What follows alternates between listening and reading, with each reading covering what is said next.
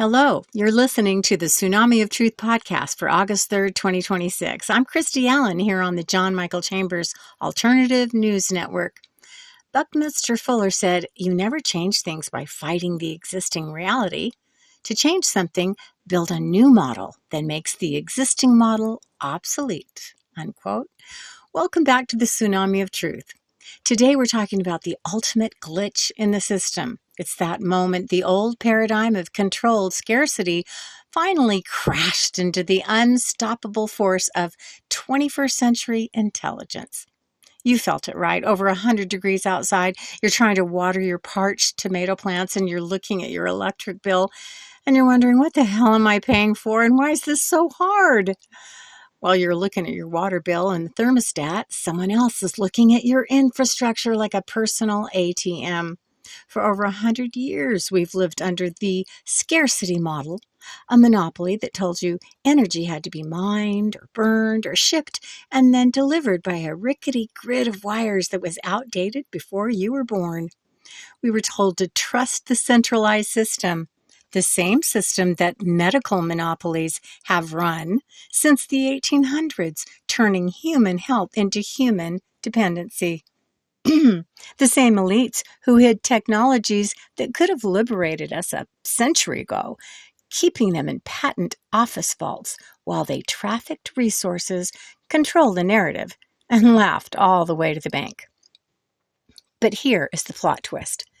They built a dam to keep human ingenuity out, but the water is rising, and today the dam is breaking.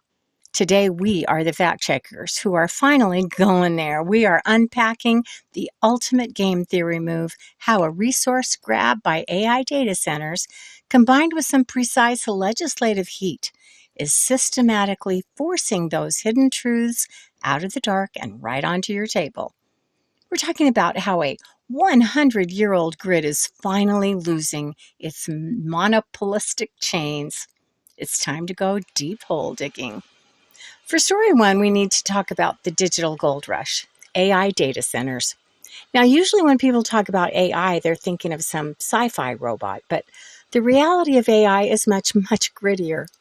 It's a giant football field-sized building filled with trillions of hot, buzzing computer chips. Those chips need two things to survive, and they need them in quantities that defy belief. They need electricity to run, and they need water to cool them down. A single large-scale, hyperscale data center, the kind Google, Microsoft, and Amazon are building, consumes enough electricity to power a small city. We're talking gigawatts, not megawatts, and when those servers get hot, they need water.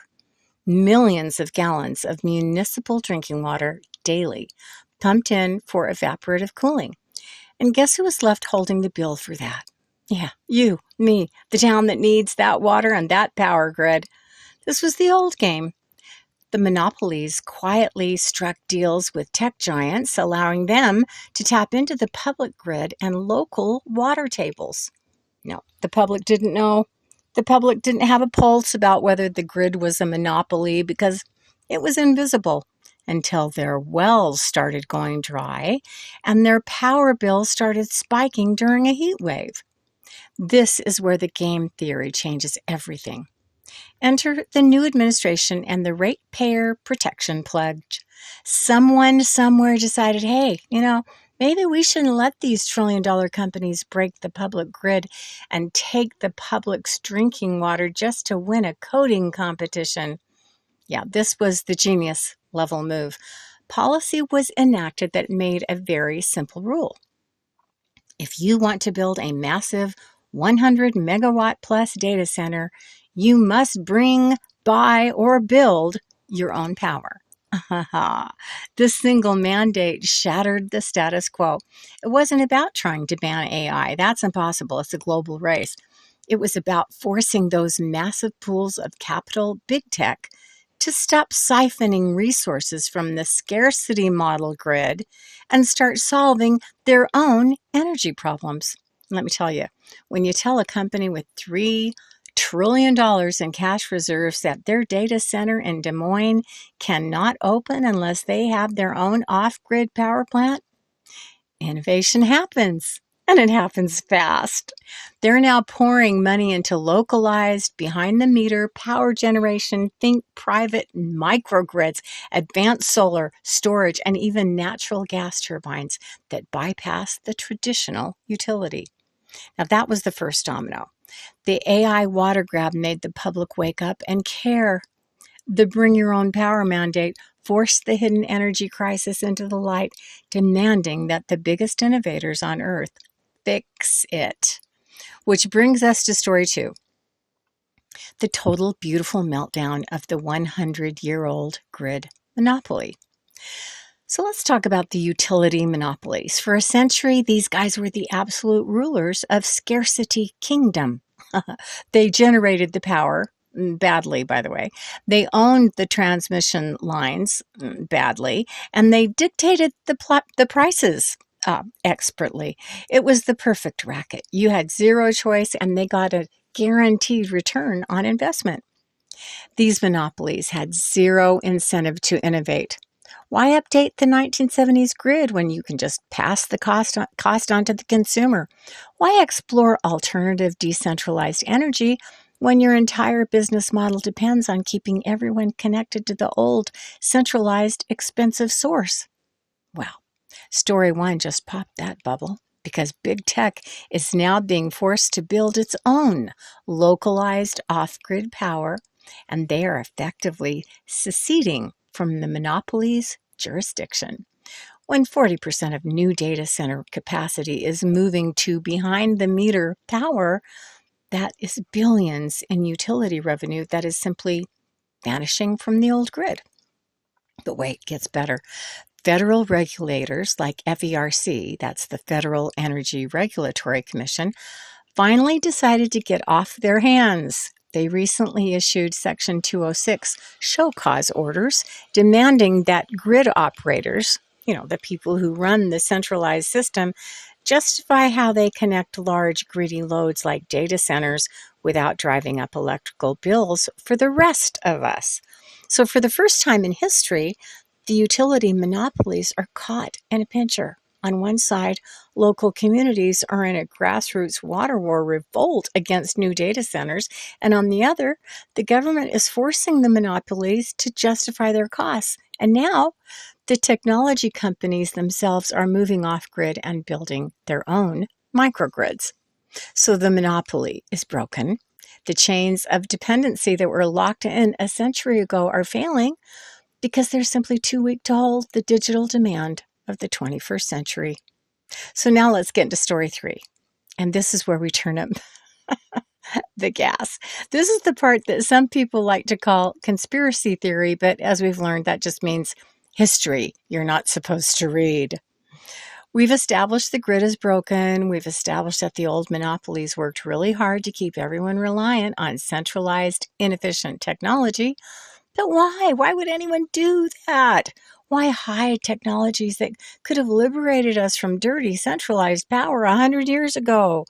Was it purely greed? Did they just love the smell of coal and the sight of wires? Do they hate the human race? Let's turn up that heat in our argument. Let's really go there. Let's roast the gatekeepers who thought hiding progress in filing cabinets was a brilliant business plan. The answer is always the same, let's face it. It's control and it's profit. You cannot meter free energy. You cannot sell a monthly subscription to a localized, self-contained power unit that an inventor built in his garage. The Rockefellers and the J.P. Morgans of the early 20th century were monopolists, not philanthropists. When Rockefeller-funded medical schools systematically steered human health away from natural cures toward patented pharmaceutical synthesis, it wasn't to cure us. It was to ensure a lifetime of revenue by treating our sickness instead of addressing the source of our healing. And they did the exact same thing with energy. They built an economy on keeping everyone dependent on centralized power, just like the money system. And to keep that racket going, they had to hide anything that threatened it.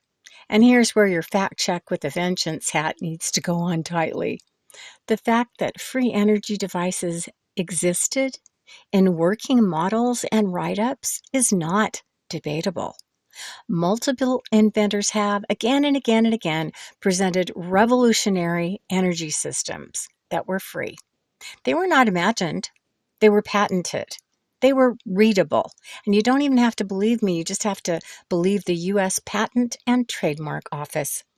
Let's fact check the gatekeepers. Under the Invention Secrecy Act of 1951, the federal government has a vault, a literal physical and digital vault of inventions that are deemed, get this, detrimental to national security, unquote. According to official statistics from the USPTO, there are currently over 6,000 active secrecy orders sitting in that patent and trademark office vault. Think about that, 6,000 inventions. Some probably from the original free energy pioneers like Tesla, but many from inventors reinventing the same principles again and again and again. Well, yeah, they're all locked up. They were not just ideas, they were working models. Someone validated them, and then a bureaucrat looked at it and said, whoa, whoa, whoa, whoa, whoa. If people get free power, how are we supposed to charge them $200 a month just to deliver it? Put it in with the Ark of the Covenant. What were these gatekeepers thinking?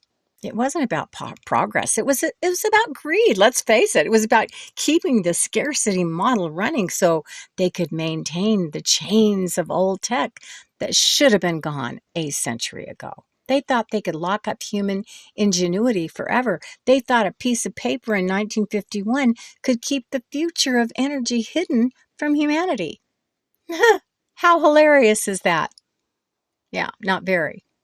Which leads us to our final story, the Great Awakening, the part of the game theory where humanity finally realizes that they were born with the command inside themselves, but they were taught to look everywhere else. Now, this is the win-win solution where it all ties together perfectly, because the old grid monopoly broke itself trying to chase the digital dollar of AI data centers, and the entire system is being laid bare. The public isn't just watching local resources get taken anymore. They are waking up to the fact that the entire concept of scarcity was a choice. A choice. They are realizing that traditional healthcare, the system the Rockefellers tried to cement, was not an idea, but a business model based on lies that keeping humanity sick is the ultimate profit center. The fact about those detrimental vaccines are now peer-reviewed and undeniable. The current friction is waking the public up to what was taken from them, technologies that would have freed us from those chains long ago. You mentioned, we talk about med beds all the time here, and Tesla and patents that are still there and readable. They were not just ideas, they were running models. They were true. And here we are, ordinary people are getting involved in local politics, stopping resource grabs, not because they're abstract activists, but because their lives depend on it. Because of the legislation being passed right now, forcing transparency and forcing innovation off the grid, we can both have what we need. We can have AI, which is progress, and we can have drinking water and reliable power for humans, maybe even free power. So this is the end of their game and the beginning of ours. Progress, not profit-driven scarcity, is finally on the table. Human progress is like water. You can try to put up a dam of patents, grid monopolies, and dependency, but eventually the pressure gets so high and the public wakes up and that dam breaks. And right now, you are witnessing the great awakening of self-reliance, and that dam is breaking down the middle. The gatekeepers thought they were in control. They thought they could hold the future in a filing cabinet from 1951, but they forgot that human progress isn't something you own. It is who we are. The next few years are going to be explosive, sassy, true, and great. The current friction isn't the problem, it's the intro to the answer. The moment when humanity finally decided that we did not want a war, but we were absolutely going to have our progress. You are witnessing the greatest energy and informational operation in history. And you? Yeah, you're waking up and you're part of it. So, code, monopoly, broken. Code, scarcity model, collapse. Code, human ingenuity wins. Which brings us ultimately to the real bottom line, because when you strip away the corporate grid, the patent vaults, and the century-old utility monopolies, you realize something profound. This entire dynamic isn't just about technology, it's about motive. It's about the direction we choose to go as a society and the consciousness behind that choice. For generations, the status quo sold us the idea that power, energy, and health are things you have to purchase from someone else, that you are a passive consumer waiting for a centralized system to fix your life. But human design tells a completely different story. You see, real sustainable solutions don't start with handing over your autonomy to an external box or a corporate system. They start with raising consciousness and taking ownership of our own health from the inside out. Thinking about how the human body actually operates, when we focus on non-physical, internal healing, on the emotional choices that remove the drag from our nervous systems, our organs, and our glands, we stop draining our own internal energy reserves. And when you replace emotional stress and reactive decisions with regenerative choices, your system naturally remembers how to repair itself. It turns out the ultimate off-grid energy system isn't locked in a vault in Washington. It's sitting right inside human consciousness. And that's why this current moment is so critical. The breakdown of the old monopolies isn't just a political or technological shift. It's a wake-up call to reclaim personal agency. So whether we're talking about local communities standing up for their drinking water, innovators building decentralized power, or individuals taking charge of their emotional and physical well-being, the message is the same. The chains are coming off because humanity is finally choosing progress over dependency. So while legacy monopolies controlled the past, human innovation and decentralized energy belongs to the future.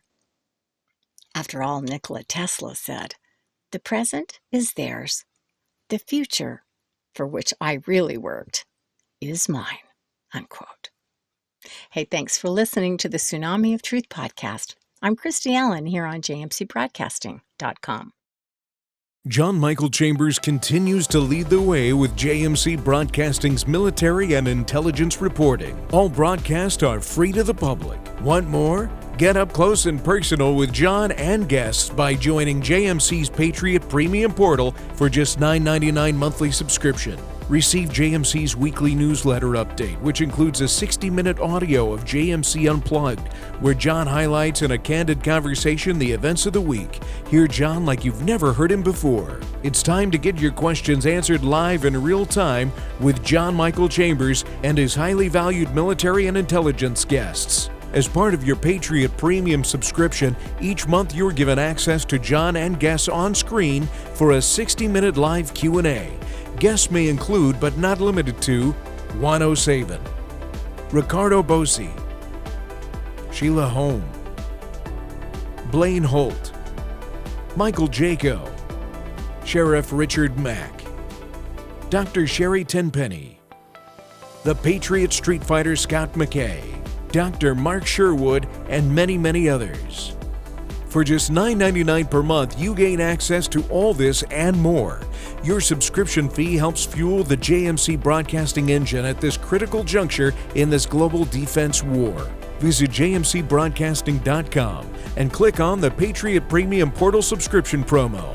Sign up before December 31st, 2025 and receive a free signed paperback copy of John's newest book, Global Financial Reset: Surviving and Thriving the Transition. We are at war and victory is ours. The dawning of the golden age is upon us. And remember, where we go one, we go all. Subscribe today at jmcbroadcasting.com. Won't you join us?